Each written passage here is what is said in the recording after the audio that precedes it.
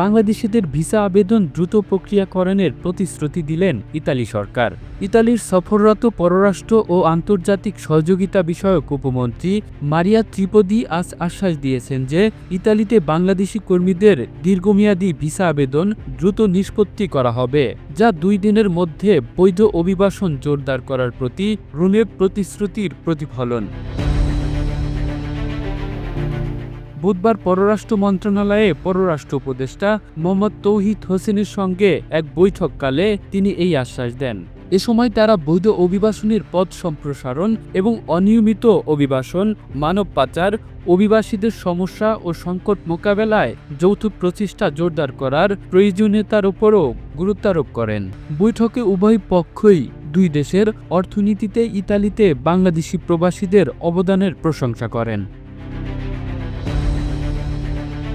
1972 সাল থেকে 2 দেশের মধ্যে উষ্ণ দ্বিপাক্ষিক সম্পর্ক রয়েছে বলে উল্লেখ করে উপমন্ত্রী ত্রিপদি বাংলাদেশের অন্তর্বর্তী সরকারের প্রতি ইতালি সরকারের দৃঢ় সমর্থনের কথা অবহিত করেন এবং শান্তিপূর্ণ বাংলাদেশ গঠনের লক্ষ্যে এর চলমান সংস্কার উদ্যোগের উচ্ছ্বসিত প্রশংসা করেন। তিনি 2 দেশের মধ্যকার বাণিজ্যিক সম্পর্ক নিয়ে সন্তোষ প্রকাশ করেন, বিশেষত টেক্সটাইল ও প্রতিরক্ষা খাতে সহযোগিতা সম্প্রসারণের আগ্রহ প্রকাশ করেন।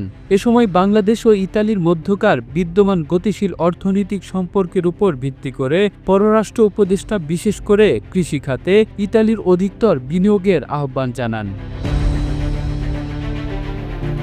তিনি আরও জানান, বর্তমান সরকার বিশেষত বিদেশি বিনিয়োগকারীদের জন্য প্রক্রিয়া সহজ করে বাংলাদেশে একটি উন্নত ব্যবসায়িক পরিবেশ তৈরিতে নিরলসভাবে কাজ করছে।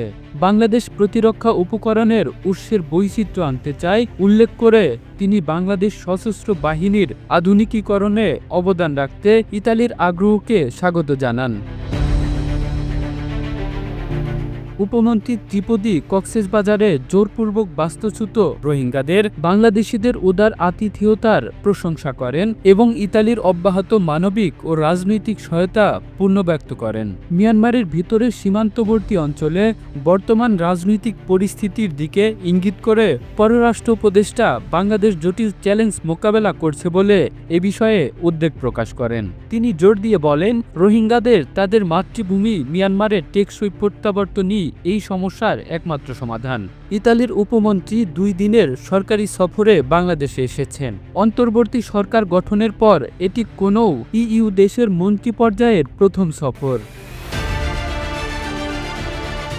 কামরুল ইসলাম, এই ধরা, ইন্টারন্যাশনাল ডেস্ক।